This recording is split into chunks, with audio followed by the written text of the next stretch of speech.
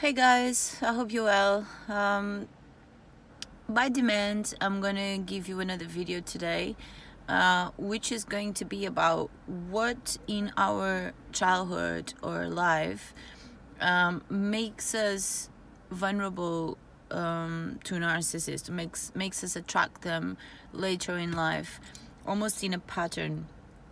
I'm sure most of you, if you're codependent, that you already felt that you have a tendency to attract narcissists. So this mostly has to do with your childhood. So if you had a narcissistic parent, either your mom or your dad, then of course you were exposed to narcissism, love, and tactics since you were born, since a very young age. So our brain has love memory, so to say. Okay, when we are young, when we are born, our parents are the ones that teach us about love. They teach us what love is. Okay, even if we don't acknowledge it consciously, something inside us is going to record what love feels like, what love is like. Does it feel like abuse? Does it feel like bliss? Is it comfortable? Is it uncomfortable? Is it psychological manipulation? Is it physical violence? Is it psychological violence? So it's only natural that if one of your parents were a narcissist, either your mom or your dad, that you've been taught from the time you were born that love is that painful thing. Okay, so we do keep that love memory, and once we grow up in life, we tend to feel comfortable around people that make us feel the same way our parents or our narcissistic parent used to make us feel. So for instance, if you have a narcissistic mom, if you're a woman and you have a narcissistic mother, it's natural that once you grow up, you're going to feel comfortable around abusive men, narcissist men. You're going to feel comfortable, even though I'm not saying it's not painful, even though it could be painful, but you just feel at home, or you feel it's like the abuse is familiar to you. Okay. Oftentimes, not only are you attracted to abusers or narcissists, but you can also repel natural, caring, sweet, and loving men or people or women, because you were not taught how to deal with love when you were a young child. Okay. So it's almost as if when somebody gives you that love, you don't really know what to do with it or how to react to it, because you're so used to being alone or being left out or being treated like an idiot or like you're not desirable. So of course you're gonna feel comfortable in an abusive relationship and uncomfortable in a loving relationship. Okay, so this is one of the major reasons why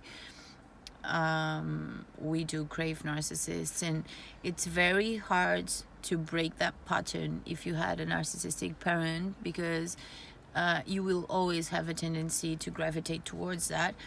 Besides, the narcissistic parent is going to teach you how to be codependent, is going to turn you into a codependent. So being a codependent itself, you're going to have certain traits about you that are going to attract the narcissists. It's almost as if they have a sense of smell, that they can smell whoever is an empath, whoever is a codependent, and they feel very attracted to it. So sometimes it's not even a case that you're looking for the wrong guys all the time or the wrong women. Sometimes it's those women that smell it off you. They can sense that you are codependent, they can sense that you are an empath, and so they're going to approach you, and naturally you're going to feel comfortable with that. Okay, which is sad. And even towards the relationship, when you start feeling uncomfortable, like you probably did with your narcissistic parents when you were younger, you're still gonna be there. you know. You're still going to put yourself, or allow the abuse, or put yourself through it because you grew up that way, and so that feels like home to you. Okay. So the best way to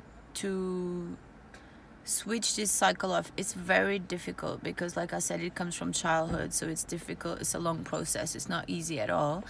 But the best way to do it is to just acknowledge in your mind whichever of your parents actually abused you in that way, or were narcissists to you in that way.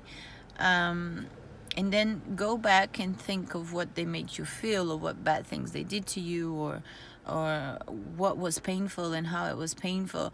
And then trying to see if you have a pattern in your current or past relationships of living the same type of situation or having the same type of emotions. And if you do, then you can start to pull yourself out of those relationships, and you can start to identify when these people approach you, or when you yourself feel lean towards them. You're going to be able to start identifying some types of behavior in people that are genuinely not good for you, even though you may feel attracted to them. Okay, I hope this video helped, guys. But if you have any more comments or questions, just leave them in the comments and I'll try to answer them in my next video. You can also leave me suggestions of what you want to talk about, and if you can, please leave me a like and subscribe, because that helps the channel a lot, and I really need it being a new one. Okay, thank you so much, guys. Take care. Bye bye.